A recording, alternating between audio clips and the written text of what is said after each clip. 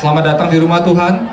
Bagi Anda yang datang kemarin, berapa banyak diberkati di dalam acara training di PW? How many of you blessed yesterday in the training? We had so wonderful time. Selama 3 hari ini kami diberkati oleh hamba-hamba Tuhan dari East Coast, dari Houston, dari San Francisco, dari Toronto, and we are so glad. And today, the 2 of them are still here. So I just want to introduce you.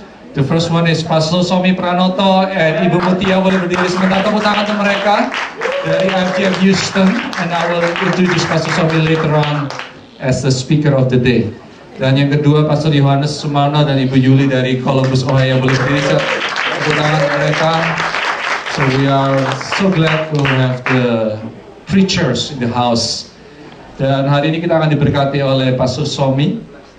Pastor Somi ini pada saat ini menjabat sebagai ketua dari regional North America, bukan North America ya, seluruh Amerika ya, termasuk Amerika Latin ya, Kanada, and plus Europe, if I'm not mistaken. So he hold the apostle position. Dia menjabat sebagai rasul daripada daerah Amerika dan Eropa yang membawai kita semuanya yang berada, seluruh IFGF yang ada di Amerika dan di Eropa. Dan beliau baru pertama kali mengunjungi gereja kita ini, jadi saya excited sekali karena you know when the apostle come, you will receive apostolic anointing, amen. Ada urapan khusus yang hadir kalau hamba Tuhan seorang rasul hadir, maka urapannya juga berbeda, saudara. Amin. So will not further ado. I just want to bentar ya. Kita ini dulu. Can you play the declaration, please?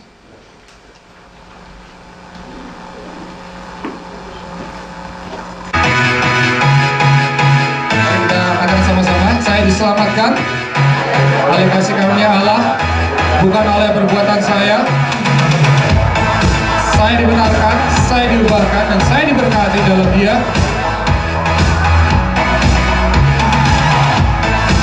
Sekarang saya tahu segala sesuatu terjadi dalam hidup saya untuk kebaikan. Saya dipanggil sesuai dengan rencananya. Sama, kita hidup untuk kemuliaan Allah. Together, glorious, untuk menangan Tuhan. Amen. So God bless you all. I want to invite Apostle Somi Pranoto from IFGF Houston to deliver the word of God. Amen. Let's welcome him with the IFGF welcome. Haleluya. Shalom saudara semuanya. Selamat pagi. Saya percaya bahwa setiap daripada saudara adalah orang-orang yang diberkati Tuhan. Amin. Amin saudara. Saya senang sekali berada di tempat ini. Terima kasih untuk Pastor Tony yang mengizinkan saya untuk ada di tempat ini. Ya, senang sekali untuk bersemu dengan saudara semuanya. Dan saya percaya bahwa kasih Tuhan memberkati akan gereja di New York. Amin. Dan saya percaya bahwa setiap daripada saudara Tuhan ingin pakai di dalam rencananya untuk kemuliaannya. Berapa banyak katakan amin?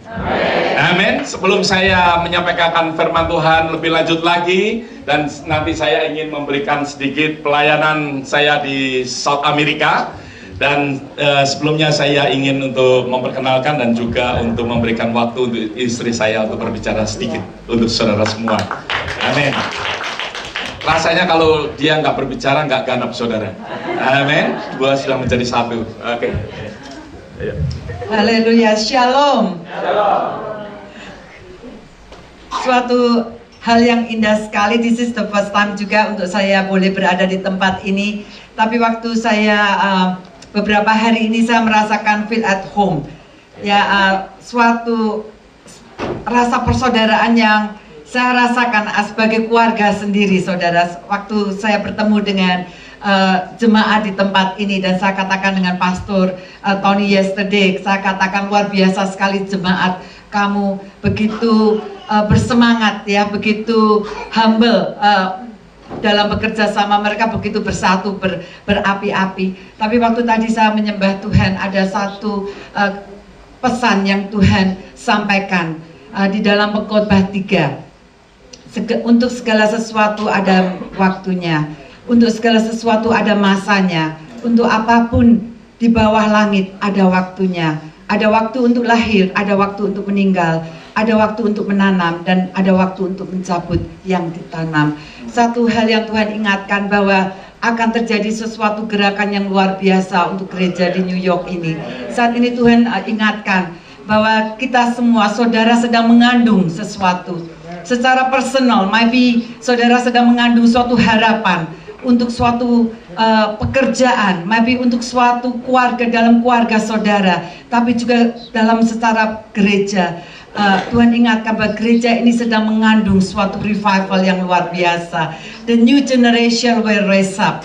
Di dalam gereja ini, waktu saya tadi melihat anak-anak kecil, suatu hal yang sangat indah yang Tuhan ingatkan. Saat kita mengandung, kita merasakan hal-hal yang tidak enak, tapi satu hal, pada saat kelahiran itu terjadi ada suatu sukacita yang luar biasa, dan ini akan Tuhan kerjakan di gereja di New York ini. Saudara akan mendapatkan suatu berkat pada saat kandungan itu, kelahiran itu terjadi. Apapun yang saudara kandung saat ini, Tuhan akan nyatakan secara luar biasa pada saat kelahiran itu terjadi. And next time I believe when we come back, ada suatu revival yang boleh terjadi di tempat ini secara luar biasa. Itu yang Tuhan ingatkan, dan salam dari saudara-saudara yang ada di Houston, dari jemaat Houston untuk saudara di tempat ini. Amin. Itu aja. Saudara, kita akan bersama-sama melihat pelayanan saya di Ekuador, ya, bagi saudara semua yang mungkin belum tahu di mana Ekuador. Ekuador yaitu berada di Amerika Latin, ya, berada di sebelah selatan. Oke, ya.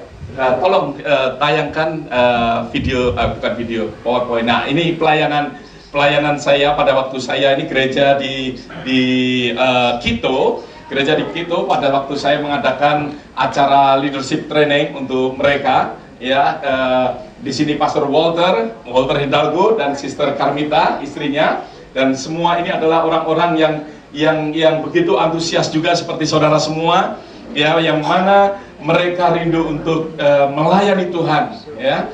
Ini gereja kita di Ekuador, IFGF Gizi Ekuador, ya. Kalau saudara lihat ini di kota Ambato. Kalau tadi di Quito, ini di Ambato, saudara. Di Ambato, kota pegunungan, sangat indah sekali, ya. Tetapi tentunya kita tahu bahwa South America adalah kota yang penuh dengan corruption seperti Indonesia di Ekuador, ya. Korupsi sangat buruk sekali di sana, dan doakan untuk Ekuador karena Ekuador banyak sekali drug, ya. Di sana tempatnya drug karena dekat sekali dengan Kolombia, ya, dan banyak sekali selain drug, kriminal dan juga prostitution, ya. Nah, mau masuk gerejanya di Ambato, saudara masuk seperti ruko yang demikian, saudara. Ya, ini boleh saya katakan ruko karena rumah dan toko, ya. Harus masuk tempat yang demikian, saudara bisa menikmati buah-buah di sana, ya. Dan ini gerejanya berada di atas. Oke, ini Pastor Luis Noboa Eduardo. Dan anaknya memimpin puji-pujian pada saat itu, ya. Oke, secara cepat aja, ini Sister Gladys, istri daripada Pastor Edward. Saya melayani di sana, banyak orang-orang yang bertobat, anak-anak muda yang bertobat, ya, yang menyerahkan hidupnya untuk Tuhan. Oke, saya minta Sister Carmita untuk mendoakan karena banyak sekali wanita di sana. Seperti kemarin saya katakan bahwa banyak wanita yang akan masuk surga. Ya. Kita bisa melihat, ya, betapa mereka menangis, mereka rindu akan kasih Tuhan. Oke, ini 10 vision seperti apa yang saudara punya juga, 10 visi daripada gereja IFGF. Mereka juga terjemahkan, tuliskan di dalam bahasa Spanish.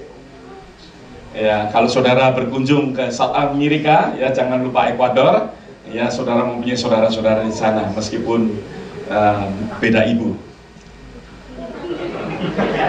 Ya. Ini satu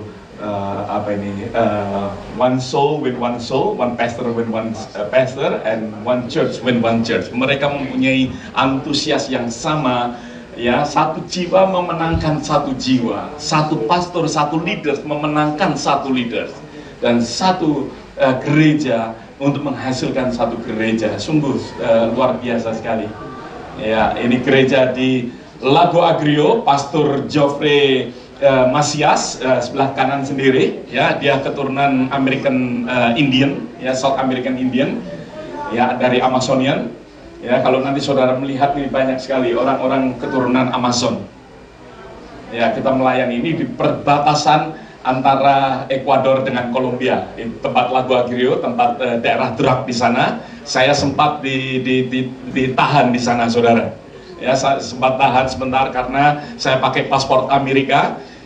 Mereka melihat ini orang Amerikano ngapain di sini, ya. Tentunya mungkin mereka pikir saya bawa koper besar karena saya sedikit lama di sana. Maka dari itu koper saya isinya pakaian dan material untuk khotbah atau pengajaran saya. Maka dari itu saya di stop di sana. Ya, pada saat saya naik bus, di stop, diperiksa semuanya. Padahal teman saya, jemaat saya, dia pakai paspor Indonesia, cepat sekali lolos. Ya. Tetapi pakai paspor Amerika malah problem di perbatasan. Oke. Ya, ini mereka, ya, wanita-wanita yang melayani. Oke, ini dalam keadaan hujan di sana.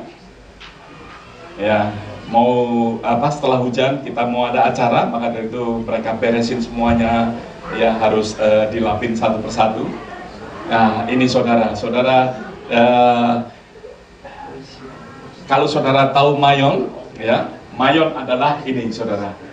Nah, ini delegasi, ya, di Ekuador, ya. Ini adalah ulat, saudara, ya, ulat yang begitu besar, ya. Saya terpaksa harus coba. Ya, terpaksa harus coba. Makanannya bukan dengan nasi tapi dengan pisang, saudara. Bayangkan makan ini dengan pisang. Ya, saya harus coba. Dan saudara jangan coba, nggak enak, saudara. Ya, nggak enak.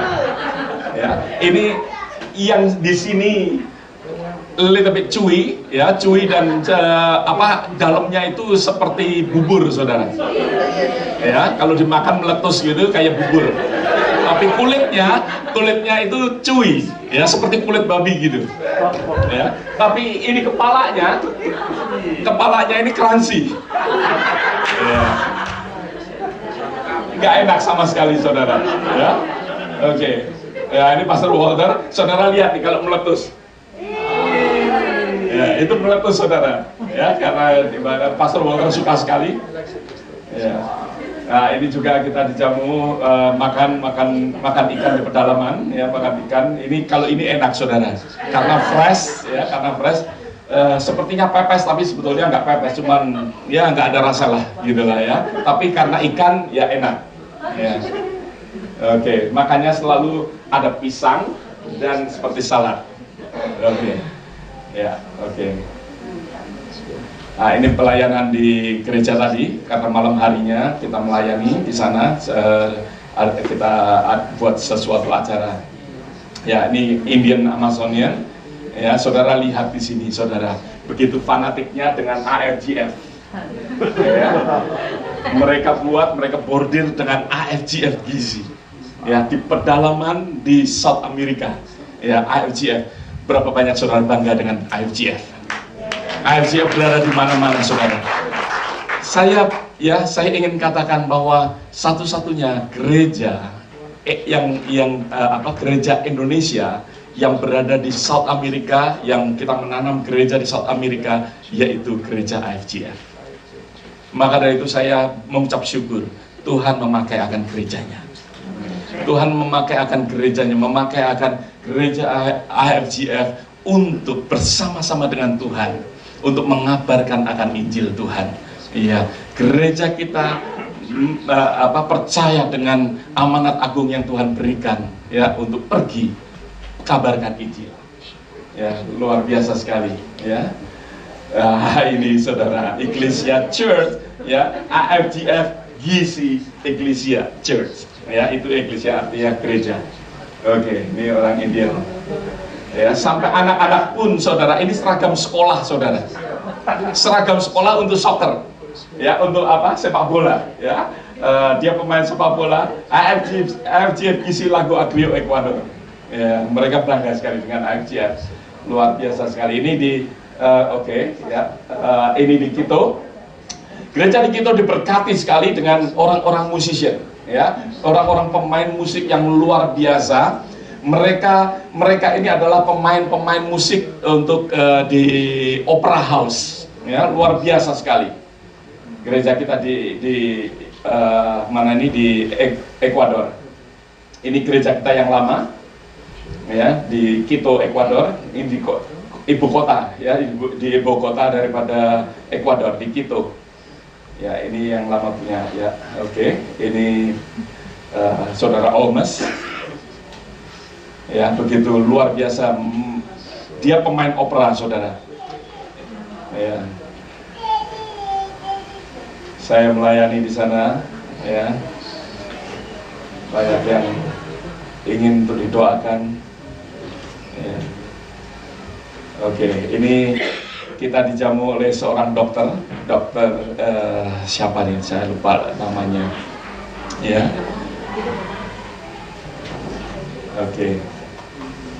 Oke, next one. Ekuador yang satunya lagi, ya. Ada? Oke. Ya, Ekuador ini di sini, saudara. Ya, ini Kolombia. Tempat gerak semua di sini, Ekuador, ini di Quito, Lago Agrio di sini, saudara. Ya, di perbatasan persis Kolombia dengan Ekuador. Itu tempat Lago Agrio gereja kita. Jadi selain di Quito, Lago Agrio dan Ambato, kita mempunyai 3 gereja di sana. Ya. Nah, ini Ambato. Ini Quito, Lago Agrio sekitar di sini. Oke. Ini anak saya Kevin, ya. Waktu itu saya ajak di sana untuk melayani di sana, ya. Masih single, saudara. Kalau ada yang mau daftar, mumpung istri saya di sini. Ya, kita ini di Quito, Ekuador, ya, sangat indah sekali, ya. Kota Quito seperti San Francisco, tetapi bedanya di sana kotanya lebih kuno, lebih lebih antik begitu. Ini gereja kita di Quito, ya. Jadi tadi yang lama punya, ini yang baru, gereja yang baru, ya. Kita gereja yang baru. Kevin melayani di sana, selain dia menyanyi, dia juga berkhotbah, ya. Dia sendiri mengadakan altar call dan dia mendoakan, ya. Ya, saya membantu dia untuk mendoakan jemaat yang dilayani, ya. Nah, ini dalam acara retreat, saudara. Begitu fanatiknya dengan Indonesia, mereka pakai baju batik. Semua pakai baju batik, saudara. Pastor Walter luar biasa. Pastor Walter yang cepat nangkep akan visi daripada IFGF. Bahkan dia di Indonesia, dia beli batik sebanyak mungkin, dibagikan kepada mereka semua. Mereka senang sekali pakai batik, saudara. Ya. Oke, ini orang-orang dari pegunungan, ya. Ya, namanya Indian apa, saya lupa. Di sana ada tribe Indian juga. Ya. Oke, ini yang tadi kayak dalam acara kita retreat. Ya, saya mendoakan bagi mereka yang ingin untuk menjadi hamba Tuhan. Saya melayani mereka satu persatu. Ya, ini dalam acara retreat kita. Oke, ini kebaktian malam di Quito. Ya, Kevin menyanyi, saya berkhotbah. Ya, ini kalau saudara, ya, di sini adalah pusat daripada dunia. Mereka klaim, dan saintis daripada mana ini, France, mengatakan pusat daripada dunia yaitu di Ekuador. Maka dari itu, ya, mitad del mundo berarti center of the world, ya, center daripada dunia. Oke, latitude-nya that's why 000, karena pusatnya di sana, pusat daripada dunia. Nggak tahu cara menghitungnya bagaimana. Ya, oke, ini Paneselo. Iya, saya ingin mengajak saudara semuanya, kalau ada kesempatan, let's go with us, ya, untuk ke Ekuador. Mei ini salah satu leader saya dan juga salah satu jemaat. Mungkin ada yang kenal ya, karena Johan dulu berada dari New York. Johan akan berangkat ke Ekuador bersama dengan Markus. Iya, dan dia akan melayani di Ekuador. Ya, puji Tuhan. Ya, mungkin cukup hal ini. Ya, terima kasih. Yuk kita doa dulu sebentar untuk menerima firman Tuhan hari ini. Bapa, terima kasih Tuhan untuk hari ini, hari yang Kau sediakan untuk kami semua. Kami percaya Tuhan bahwa Engkau baik di dalam kehidupan kami, bahwa Engkau Tuhan Yesus menyediakan sesuatu yang indah untuk kami semua. Apa yang akan kami terima hari ini ya Bapa. Oh Tuhan, dengan iman kami percaya kami kepada Engkau Tuhan, bahwa Engkau sendiri ya Bapa yang akan bekerja di dalam kehidupan kami. Oh Tuhan, Kau akan bekerja dengan caramu, dan bahkan Tuhan Engkau akan memakai akan kehidupan setiap daripada kami Tuhan untuk kemuliaan-Mu ya Bapa. Bapa, terima kasih Tuhan Yesus. Terima kasih Bapa, kami serahkan, kami sediakan hati kami ini untuk Engkau Tuhan. Berbicaralah di dalam kehidupan kami, pakai mulut lidah hamba-Mu Tuhan. Tuhan, biarlah Tuhan Yesus dengan mulut jasmani ini ya Bapa, biarlah Tuhan boleh mengalirkan Tuhan Yesus akan luapan-luapan akan isi hati-Mu ya Bapa, untuk memberkati akan dan jemaat di tempat ini. Terima kasih Tuhan Yesus, di dalam nama-Mu Tuhan kami berdoa dan mengucap syukur. Amin. Saudara, di dalam Kisah Para Rasul kita melihat ada sebuah cerita, yaitu ada seorang yang lumpuh dari sejak hidupnya. Mereka orang ini berada di dalam rumah Tuhan, berada di pintu gerbang Tuhan, di dalam kitab Kisah Para Rasul pasal yang ketiga.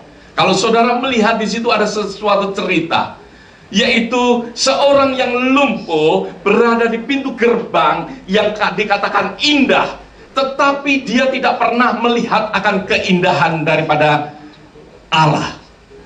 Karena dikatakan setiap hari orang ini berada di pintu gerbang dan pulang diusung dengan proses yang sama, dengan cara yang sama, kalau saya boleh katakan. Jadi orang ini lumpuh, dibawa ke pintu gerbang yang indah, tidak mengalami akan keindahan Tuhan, dan pulang setiap hari sama. Di dalam kehidupan kita, saya ingin mengatakan kepada saudara pagi hari ini, apa yang saudara harapkan? Setiap kali kita berada di rumah Tuhan, setiap minggu kita berada di gereja, apa yang saudara dan saya harapkan? Apakah kita seperti seorang yang lumpuh ini, tidak mempunyai pengharapan, tidak mengharapkan sesuatu? Dia hanya berada di gereja, tetapi tidak ada mengharapkan sesuatu apapun daripada Tuhan. Berapa banyak mengharapkan sesuatu dari Tuhan?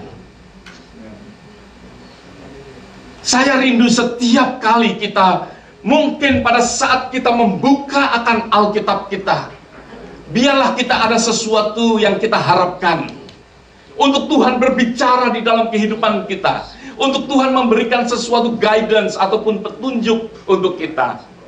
Pada saat kita membaca firman Tuhan, kita mengharapkan untuk Tuhan berbicara dan menunjukkan bahwa Dia mengasihi akan kehidupan kita, bahwa Tuhan bekerja dalam kehidupan kita, bahwa Tuhan ingin memakai akan kehidupan kita.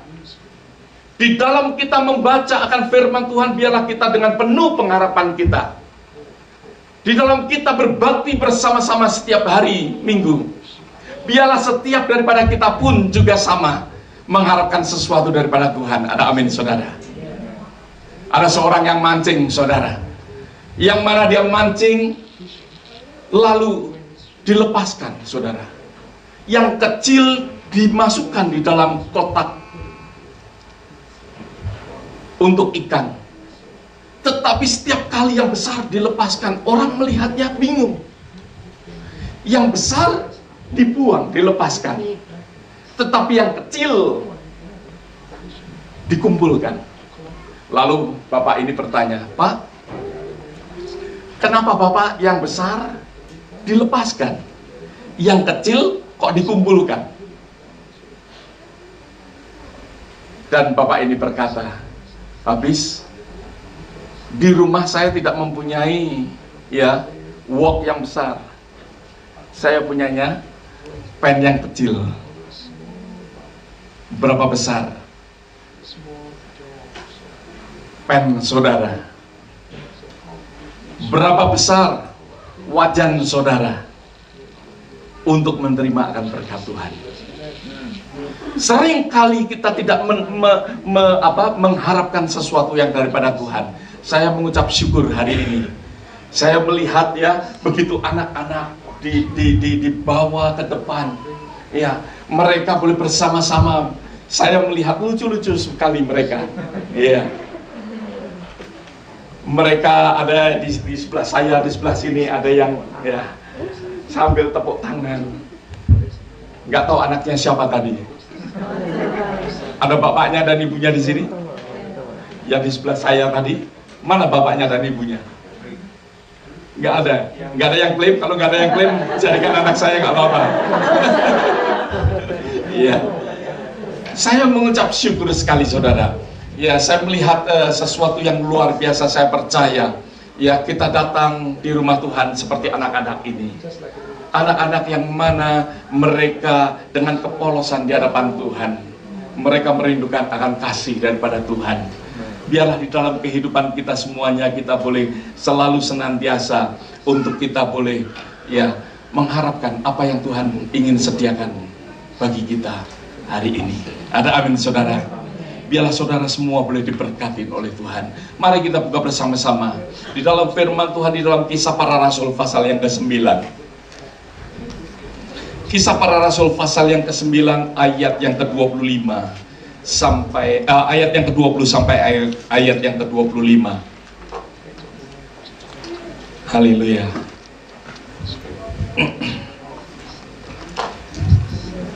Dikatakan saudara sudah menemukan semuanya. Kalau sudah katakan amin. Atau saudara nggak membawa Alkitab? Ya, mari kita baca bersama-sama. Dikatakan ketika itu juga ia memberitakan Yesus di rumah-rumah ibadat dan mengatakan bahwa Yesus adalah anak Allah. Semua orang yang mendengar hal itu heran dan berkata, bukankah dia ini yang di Yerusalem mau membinasakan barang siapa yang memanggil nama Yesus ini? Dan bukankah ia ke sini untuk maksud menangkap dan membawa mereka ke hadapan imam-imam kepala? Akan tetapi Saulus semakin besar pengaruhnya dan ia membingungkan orang-orang Yahudi yang tinggal di Damsyik, karena ia membuktikan bahwa Yesus adalah Mesias. Beberapa hari kemudian orang Yahudi merundingkan suatu rencana untuk membunuh Saulus. Tetapi maksud jahat itu diketahui oleh Saulus. Siang malam orang-orang Yahudi mengawal semua pintu gerbang kota supaya dapat membunuh dia. Sungguh pun demikian. Pada suatu malam murid-muridnya mengambilnya dan menurunkannya dari atas tembok kota dalam sebuah keranjang. Kita melihat akan cerita daripada siapa, yaitu Paulus, yang sebelumnya di dalam cerita ini dikatakan namanya yaitu Saulus. Saulus pada saat dia menerima Yesus Kristus di dalam pasal yang sama, Saulus seorang yang dulunya adalah orang-orang yang menganiaya akan Tuhan, menganiaya akan murid-murid Tuhan. Di dalam pertemuannya pada saat dia berjalan di Damsyik, di Damaskus, di dalam perjalanannya dia bertemu dengan Tuhan Yesus yang berkata, Saulus, Saulus, mengapa engkau menganiaya aku? Dan setelah itu pendek ceritanya, yaitu Saulus bertobat.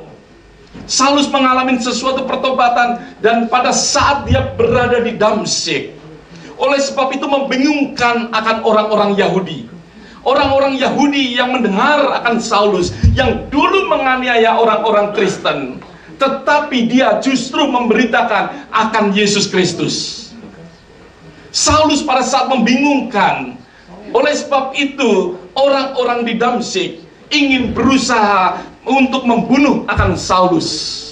Saulus adalah seorang yang luar biasa, yang mana kita tahu bahwa Paulus menuliskan kira-kira 2/3 daripada Injil Perjanjian Baru. Sesuatu yang luar biasa sekali. yang dituliskan, yang mana apa yang ada di dalam kehidupan kisah daripada Paulus. Tetapi hari ini saya tidak ingin membicarakan tentang Paulus. Paulus adalah great man. Paulus adalah orang yang luar biasa. Paulus yang mana justru Injil sampai kepada saudara dan saya. Berapa banyak mengucap syukur kepada Paulus? Karena Paulus, saudara, karena Paulus, Injil sampai kepada orang-orang Gentile, kepada orang-orang yang bukan Yahudi, yang mana benar-benar, yang dulu mungkin Injil dipikir untuk hanya orang Yahudi, tetapi Paulus justru mengabarkan kepada orang-orang yang bukan orang-orang Yahudi. Kalau saudara pelajari di dalam kitab Roma, justru Injil sendiri boleh sampai kepada kita. Kita mengucap syukur kepada Paulus. Ada amin, saudara. Tetapi hari ini yang saya ingin kabarkan, bukan Paulus. Ada orang-orang yang membuat, yang mengizinkan Paulus berhasil di dalam pelayanannya. Orang-orang yang begitu luar biasa, kalau boleh saya katakan. Oleh sebab itu, kalau saya melihat bahwa anak-anak berada di depan ini, anak-anak berada di gereja karena ada pemegang-pemegang tali. Ada amin, saudara. Di dalam cerita yang kita baca, yaitu kita boleh melihat bahwa mana ini kok enggak? Mungkin di next slide ya. Ya, kita melihat bahwa Paulus, ada orang-orang yang luar biasa sekali yang memegang tali, karena Paulus pada saat itu hidupnya di dalam keadaan yang terancam. Pada saat di Damsyik, dia memberitakan akan Tuhan Yesus Kristus yang mati untuk keselamatan daripada manusia.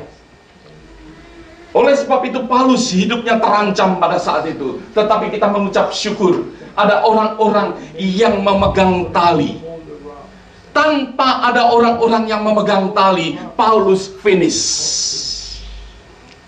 Karena dikatakan bahwa di kota itu mereka yang menutup, mereka dikatakan di dalam ayat yang keberapa itu dikatakan, ayat yang ke-24. Tetapi maksud jahat itu diketahui oleh siapa? Saulus. Siang dan malam orang-orang Yahudi mengawal semua pintu gerbang kota. Berarti Saulus tidak ada kesempatan untuk meninggalkan akan Damsyik. Tidak ada kesempatan daripada Saulus untuk bebas, karena siang dan malam pintu ditutup. Berarti Paulus pada saat itu yang bernama Saulus tidak ada kesempatan untuk hidup, tidak ada kesempatan untuk menuliskan akan Injil. Tetapi kita mengucap syukur karena ada orang-orang yang memegang tali. Ada amin, saudara. Ada orang-orang yang memegang tali, yang mengulurkan, yang menurunkan akan Paulus. Orang-orang yang mau hidup di dalam sacrifice ataupun hidup di dalam korban. Saya percaya bahwa orang-orang pemegang tali seperti saudara semuanya yang membawa anak-anak saudara berada di depan ini. Saudara adalah pemegang-pemegang tali. Berapa banyak orang tua yang ada di tempat ini? Saudara bangkit berdiri. Ayo, para orang tua, saudara adalah pemegang-pemegang tali untuk anak-anak saudara. Mari kita doa sama-sama. Bapa, hamba mau berdoa Tuhan untuk setiap orang tua yang ada di tempat ini. Bapak, mereka lah Tuhan pemegang-pemegang tali untuk anak-anak mereka. Untuk anak-anak mereka memperoleh akan kehidupan. Anak-anak mereka Tuhan boleh mengenal akan Engkau. Anak-anak mereka boleh menjadi berkat.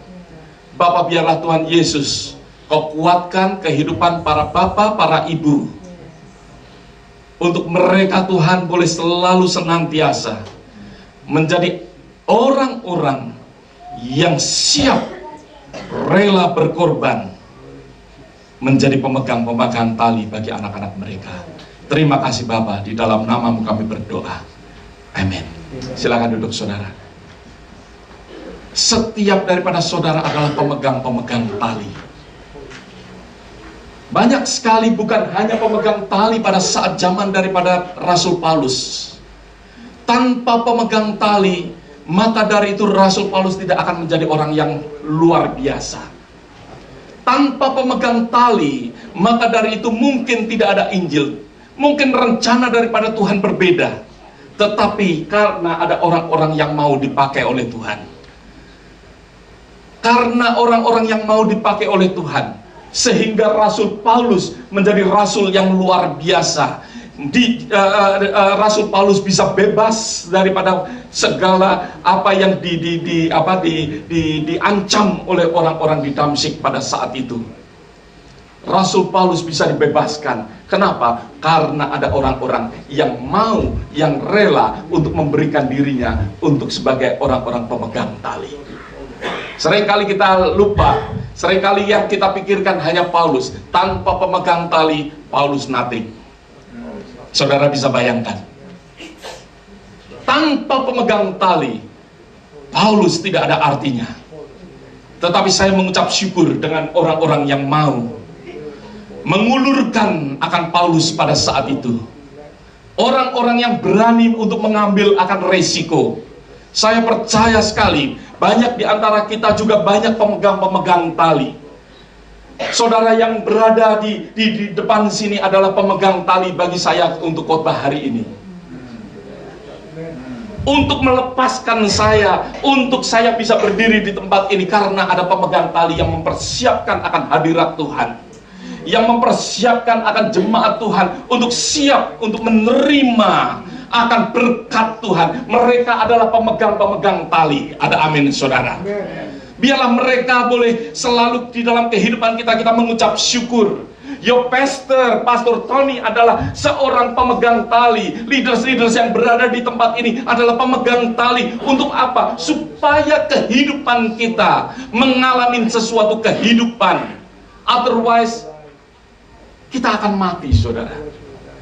Tanpa pemimpin-pemimpin yang boleh memimpin akan kehidupan kita, kita akan mati.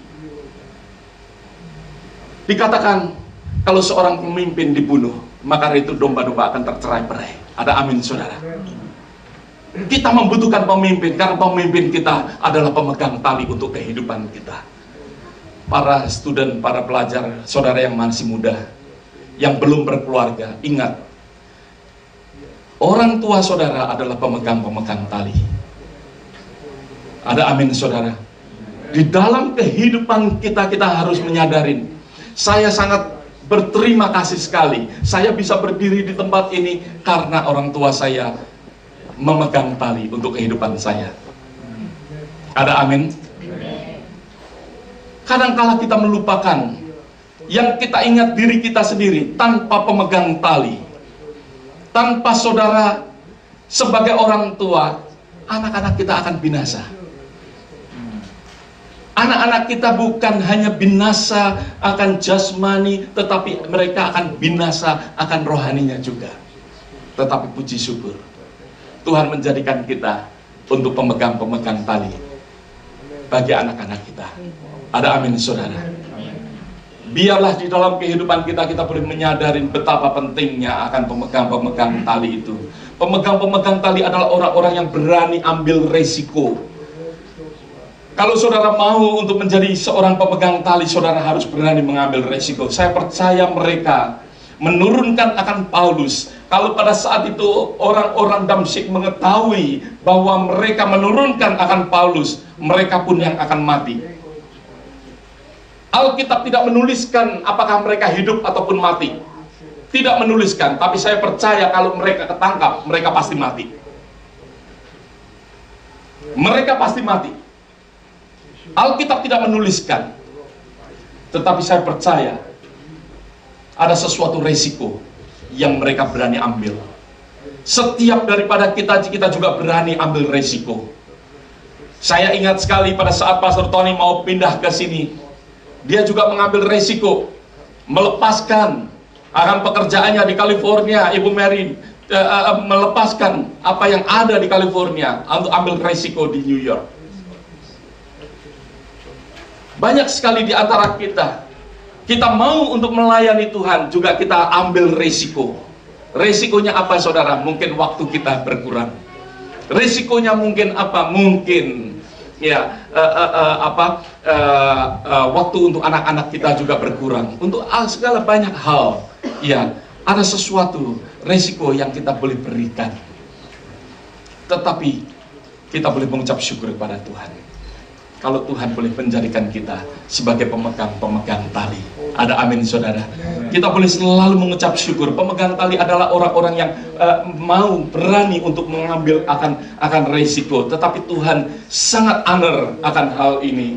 Sehingga kita boleh melihat Rasul Paulus boleh dipakai Tuhan secara luar biasa karena mereka yang memegang tali. Sebenarnya pemegang tali itu pekerjaannya apa sih? Nggak ada yang tahu, saudara. Mereka pekerjaannya apa, tetapi yang penting melakukan apa yang Tuhan mau. Apa yang Tuhan mau di dalam kehidupan mereka. Saudara bisa menjadi pemegang-pemegang tali. Pada saat kita mau menyerahkan akan hidup kita untuk Tuhan. Pada saat kita mau menyerahkan hidup kita untuk sesama kita. Disitulah kita boleh menjadi pemegang-pemegang tali. Tanpa kita sadarin, di dalam banyak hal, di dalam kehidupan kita jumpai bahwa banyak orang membutuhkan uluran tangan kita sebagai pemegang tali. Ada amin.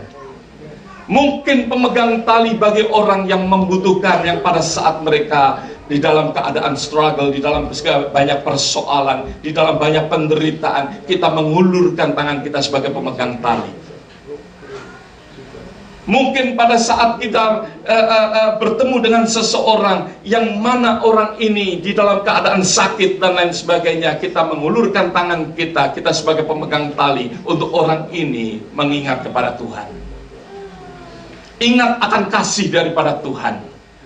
Di dalam kehidupan kita banyak yang Tuhan bisa kerjakan. Kita di dalam kehidupan kita sebagai pemegang tali. Pemegang tali namanya tidak dikenal. Apa yang dia lakukan tidak diketahui. Apakah mereka seorang nelayan, apakah mereka seorang bisnismen, apakah mereka tidak ada di dalam Alkitab dituliskan pekerjaan mereka apa. Tetapi saya percaya apa yang ada di tangan mereka bisa lakukan. Ada amin, saudara. Sebagaimana pada saat Tuhan bertemu dengan Musa,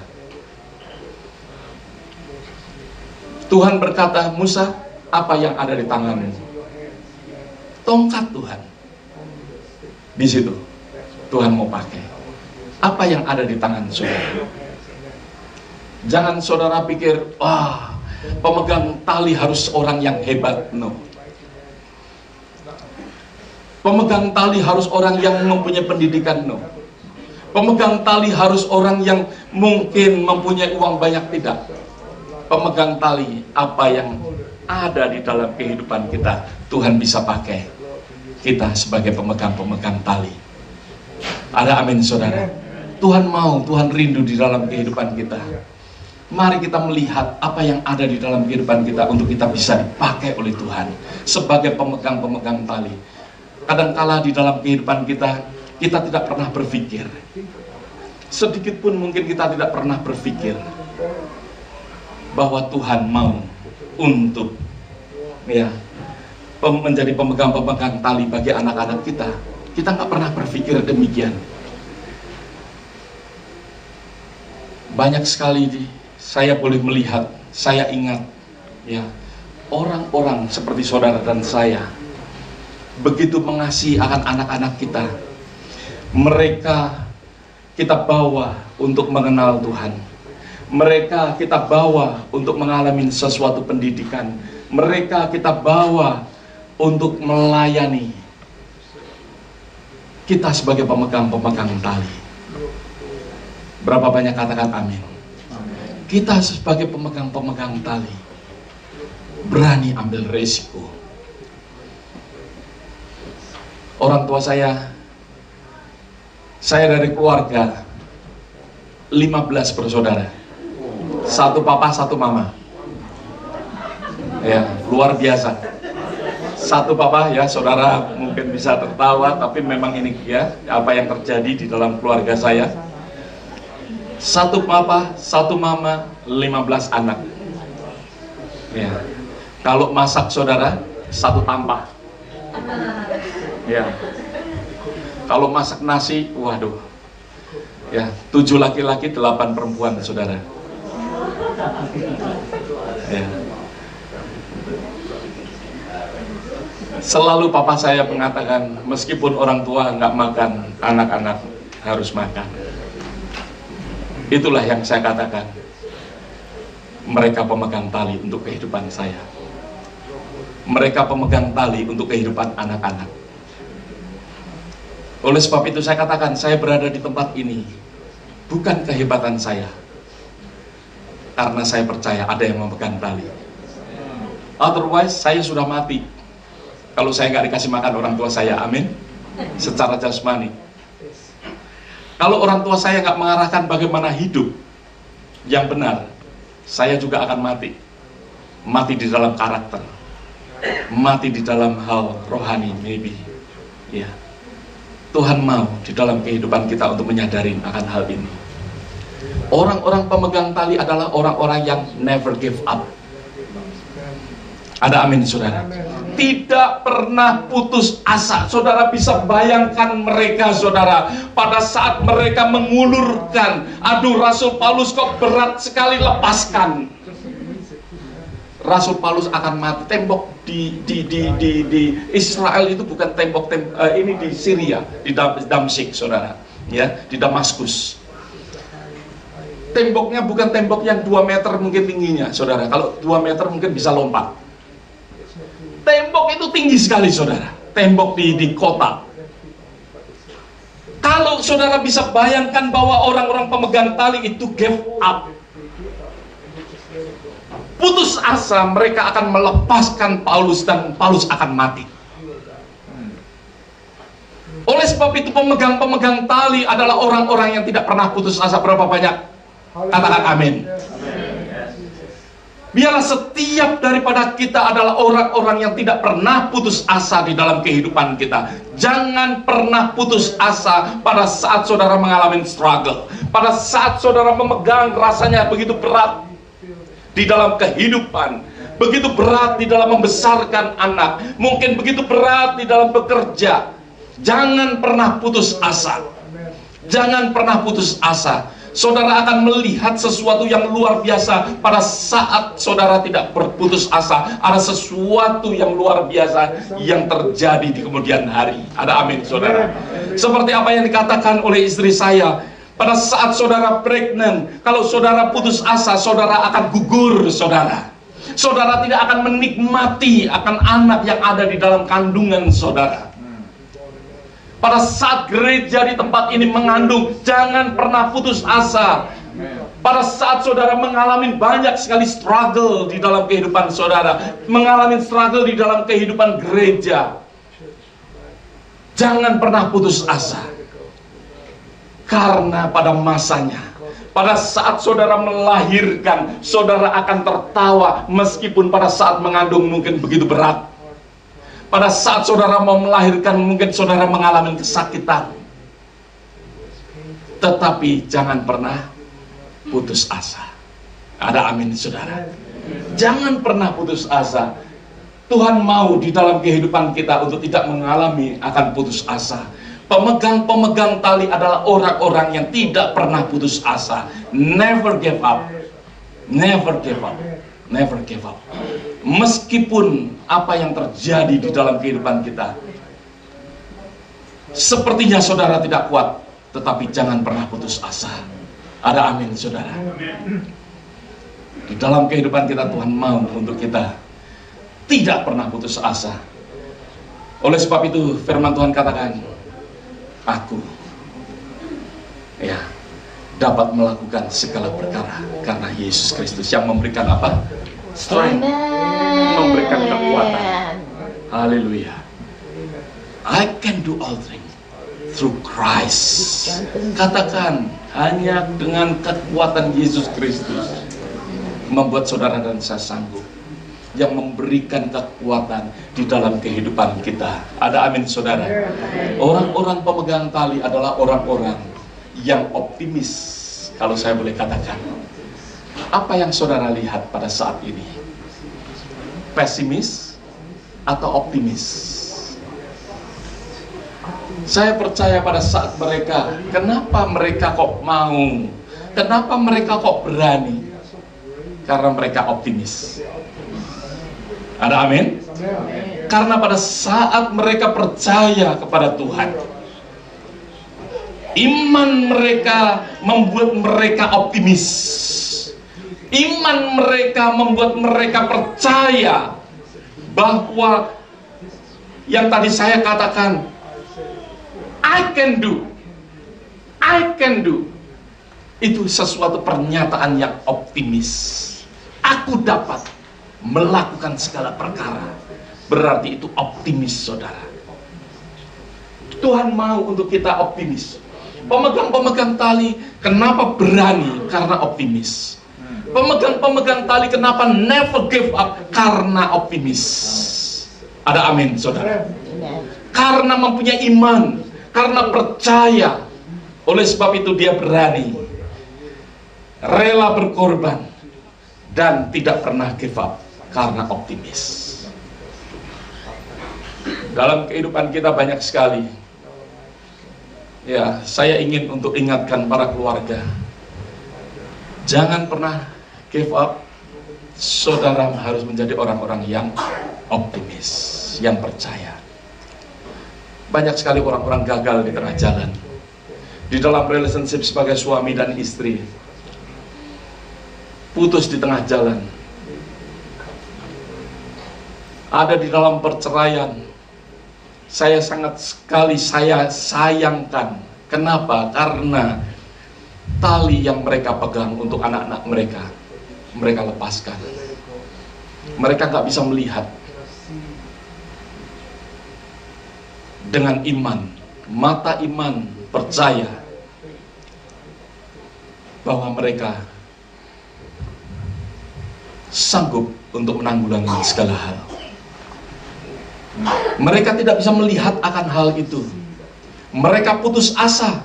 Mereka tidak mau berkorban. Akhirnya apa yang menjadi korban? Yaitu anak-anak mereka.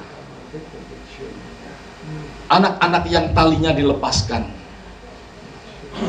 Anak-anak jatuh, hancur, berantakan. Kenapa? Karena orang-orang tua, karena keluarga yang tidak mempunyai keoptimisan, tidak mempunyai iman yang percaya penuh kepada Tuhan, tidak mempercayai akan firman yang Tuhan berikan untuk kehidupan saudara dan saya, yang mana tidak mau, tidak tahan uji. Maka dari itu mudah sekali untuk melepaskan. Oleh sebab itu saya ingatkan pada saudara-saudara semua, biarlah kita boleh menjadi pemegang tali yang tangguh, yang optimis, yang percaya bahwa saudara dan saya sanggup melewati gangguan apapun juga. Saudara sanggup. Saya ingin menceritakan akan keluarga daripada kakak saya. Keluarga daripada kakak saya, dia ditinggalkan oleh suaminya, meninggal pada saat usia muda. Kakak saya bukan seorang yang mempunyai pendidikan yang tinggi. Dia hanya lulus SMA. Tapi bagaimana dia berjuang untuk anaknya. Dan sungguh, dia mempunyai anak 3. Dia berjuang secara luar biasa, kalau saya boleh katakan. Membawa anak-anaknya untuk dekat dengan Tuhan. Membawa akan anak-anaknya untuk lulus sekolah. Dan dia berhasil. Dan inilah yang saya boleh melihat dan saya boleh belajar. Dia menjadi seorang pemegang tali, meskipun ibu sendirian yang ditinggalkan oleh suaminya pada usia muda. biarlah kita di dalam menghadapi akan banyak hal, biarlah kita boleh selalu teguh, optimis, bahwa percaya bahwa Yesus, Dia adalah Immanuel yang selalu menyertai kehidupan kita. Dia tidak meninggalkan sedikit pun. Apa yang terjadi dalam kehidupan kita, Dia tetap Immanuel. Ada amin, saudara. Kalau Dia berada di dalam perahu kita tidak akan tenggelam meskipun banyak badai. Ada amin, saudara. Kalau Yesus meskipun sepertinya tidur di atas perahu kita diombang-ambingkan, mungkin kita di dalam keadaan kebingungan, apakah Tuhan akan menolong atau tidak, biarlah kita boleh diingatkan bahwa Tuhan tetap Immanuel di dalam kehidupan kita. Di dalam perahu setiap keluarga saudara, Dia tetap Immanuel. Di dalam segala kekurangan kita, Dia tetap Jehovah Jireh, Allah yang menyediakan segala kebutuhan kita. Ada amin, saudara. Mungkin saudara tidak melihat seperti janda Sarfat, yang mana dia tidak melihat apa-apa yang ada di dalam kehidupannya. Dia tidak melihat sedikit pun untuk hidupnya, tetapi Tuhan sediakan. Tuhan sediakan. Tuhan bisa memakai apapun juga di dalam kehidupan kita, karena Dia adalah Jehovah Jireh, karena Dia adalah Immanuel, karena Dialah di dalam peperangan struggle kita, Dia tetap Jehovah Nisi. Dia adalah panji-panji kemenangan kita, yang mana kita perlu untuk kita optimis, untuk kita selalu kita angkat di dalam kehidupan kita. Ada amin, saudara. Jangan sedikit pun kita turun. Kita terus angkat di dalam doa kita. Melalui doa-doa kita, kita terus angkat, kita terus besarkan Tuhan. Terus kita percaya, kita optimis. Sebagaimana seperti pemegang-pemegang tali ini. Mereka adalah orang-orang yang optimis. Hidup di New York ini saya percaya nggak semudah. Saya salut dengan saudara semuanya yang hidup di New York. Ya, nggak semudah di Houston, saudara.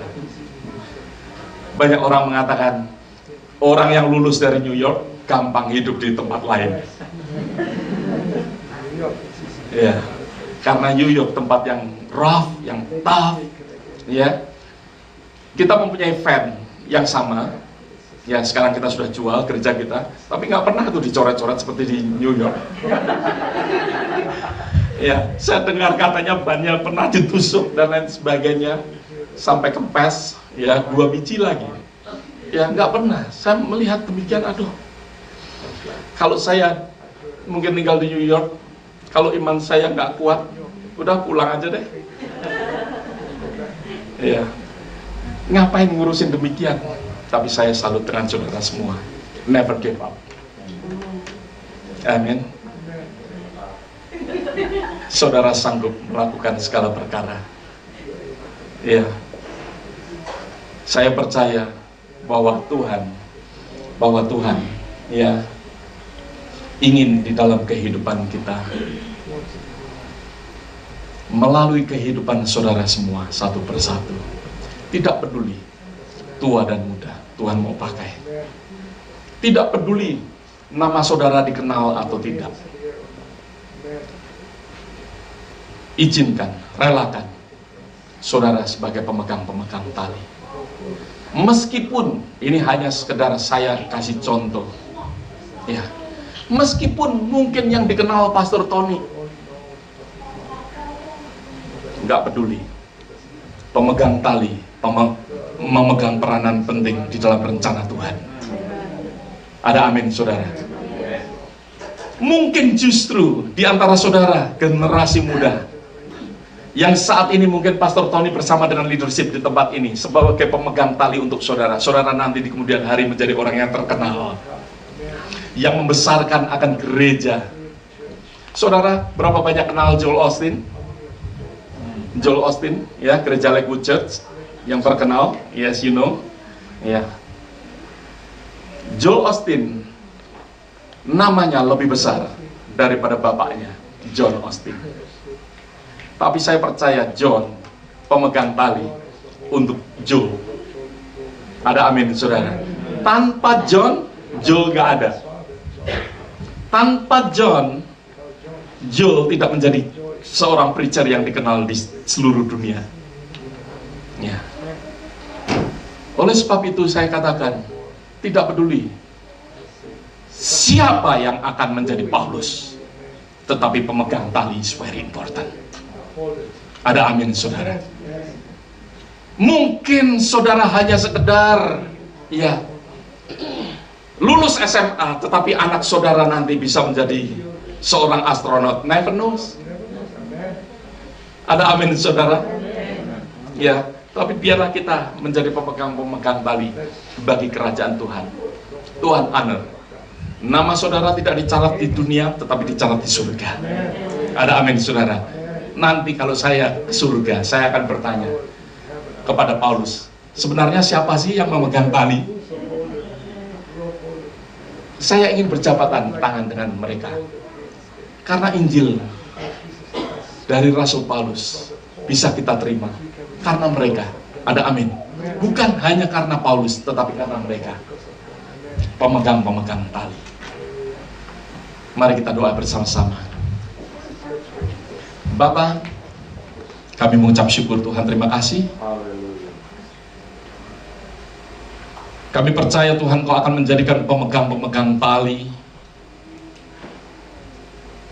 untuk kerajaan-Mu Tuhan, untuk kemuliaan-Mu Bapa. Sebagai pemegang-pemegang tali Tuhan untuk anak-anak yang Kau berikan di dalam setiap keluarga. Pemegang tali Tuhan bagi gereja di tempat ini. Mungkin mereka pemegang tali sebagai guru sekolah minggu. Mungkin mereka pemegang tali sebagai usher. Mungkin mereka pemegang tali Tuhan sebagai pemain musik ataupun singer. Mungkin mereka Tuhan pemegang-pemegang tali, leadership bahkan pastor di tempat ini. Bapa, biarlah Tuhan Kau memakai akan kehidupan mereka Tuhan. Tidak peduli Tuhan Yesus apa yang ada, nama mereka dan lain sebagainya Tuhan. Tetapi biarlah Tuhan, setiap daripada kami yang mendengar akan firman ini boleh menyadari.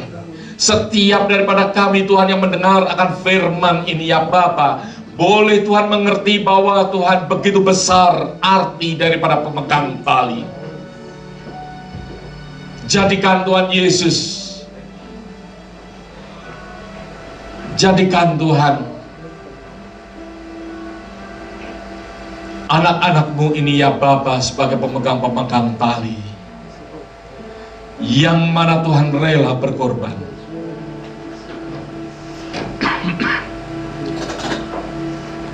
Yang mana Tuhan Yesus tidak pernah putus asa. Yang mana Tuhan mereka optimis. Dengan iman mereka, percaya mereka Tuhan kepada Engkau ya Bapa. Mereka boleh melihat akan rencana-Mu yang besar. Bukakan Tuhan Yesus hati mereka, mata mereka Tuhan Yesus. Mereka Tuhan Yesus boleh melihat bahwa Engkau mempunyai rencana yang mulia, rencana yang besar di dalam kehidupan mereka Tuhan.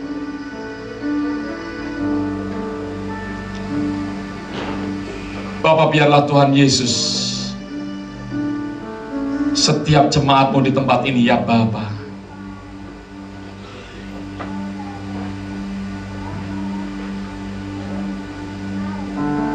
boleh menjadi pemegang-pemegang tali.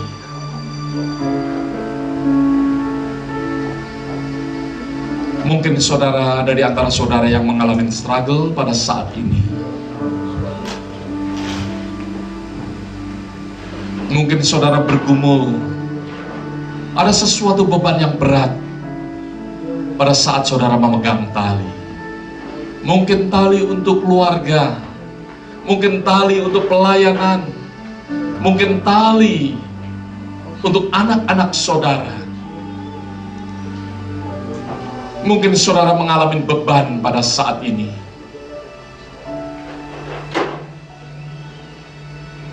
Mari bersama-sama kita bawa kehadiran daripada Tuhan. Saudara mungkin mengalami struggle.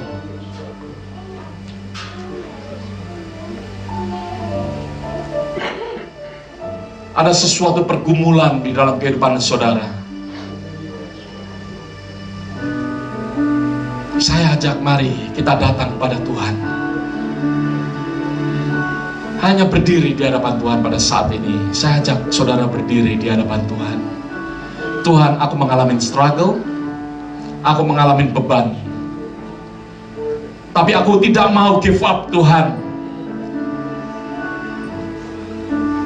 Aku mau optimis di hadapan-Mu. Haleluya.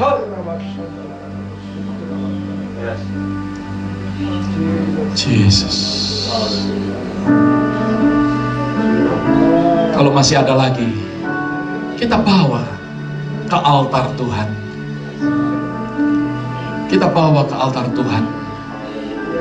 Mungkin saudara struggle dengan pekerjaan yang nggak tahu apa yang saudara harus lakukan.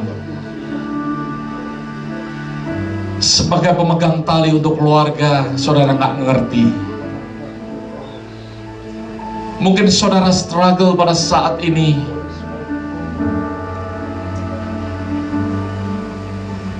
di dalam hal mendidik akan anak-anak saudara.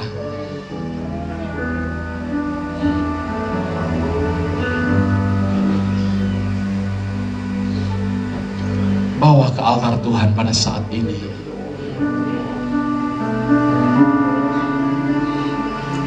Izinkan Tuhan, izinkan Tuhan tidak hanya menyampaikan akan firman-Nya. Izinkan Tuhan bekerja di dalam kehidupan saudara.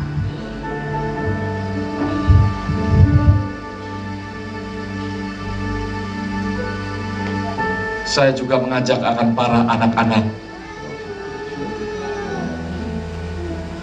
yang mungkin sebelum ini saudara tidak realize, tidak menyadari bahwa orang tua saudara adalah pemegang-pemegang tali untuk saudara.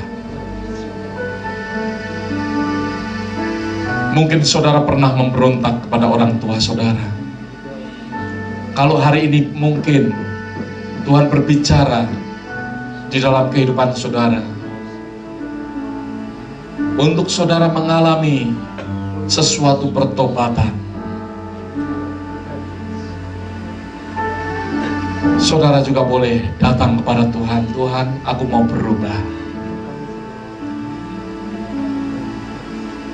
Aku mau menyadari Tuhan bahwa orang tuaku adalah pemegang-pemegang tali. Leaders-leaders yang Kau berikan juga pemegang tali Tuhan untuk masa depanku, untuk kerohanianku. Ampuni aku Tuhan Yesus kalau aku rebel, aku memberontak, aku tidak taat. Aku mau Tuhan Yesus berikan pada Engkau Tuhan, untuk aku boleh hidup benar di hadapan.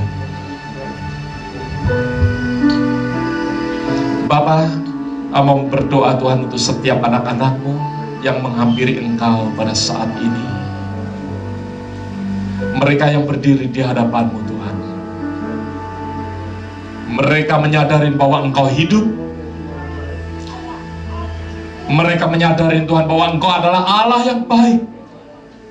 Engkau Allah Tuhan Yesus yang melindungi, Allah yang tidak pernah meninggalkan akan kehidupan mereka Tuhan, tidak pernah meninggalkan akan keluarga mereka. Bapa, mereka berdiri di hadapan-Mu Tuhan Yesus karena mereka Tuhan percaya kepada Engkau ya Bapa. Mau mempercayakan Tuhan Yesus, tangan mereka Tuhan terangkat untuk Engkau Tuhan, karena Tuhan mereka tahu Tuhan Yesus,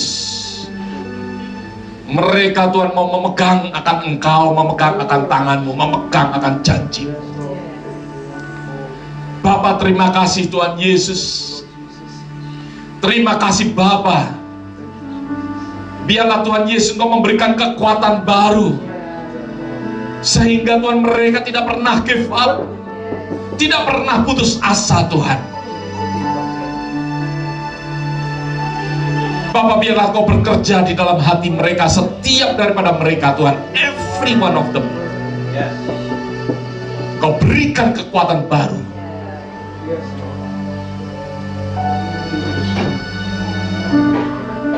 Bapa, biarlah Tuhan Kau berikan keberanian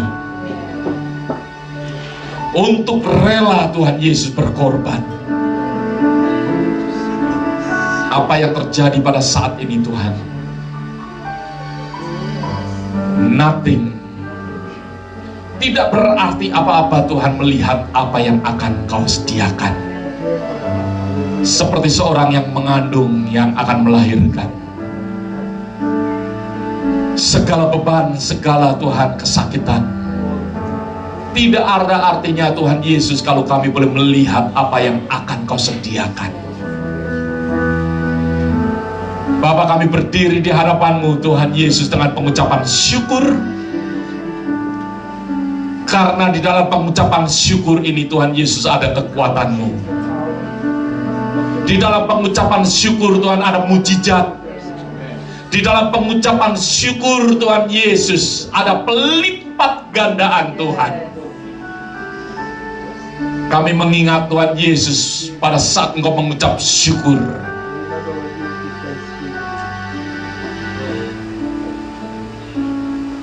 Atas 5 roti 2 ikan Tuhan, terjadi pelipat gandaan.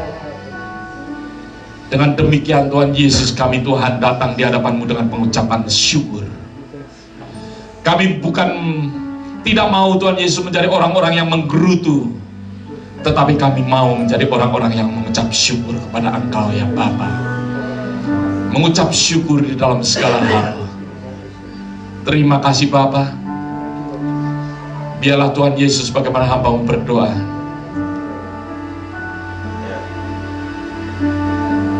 Engkau masuk di dalam kehidupan setiap anak-anak-Mu yang menanti-nantikan akan Engkau, yang mengangkat akan tangan mereka Tuhan Yesus. Biarlah Tuhan mereka Tuhan boleh memegang akan Engkau ya Bapa.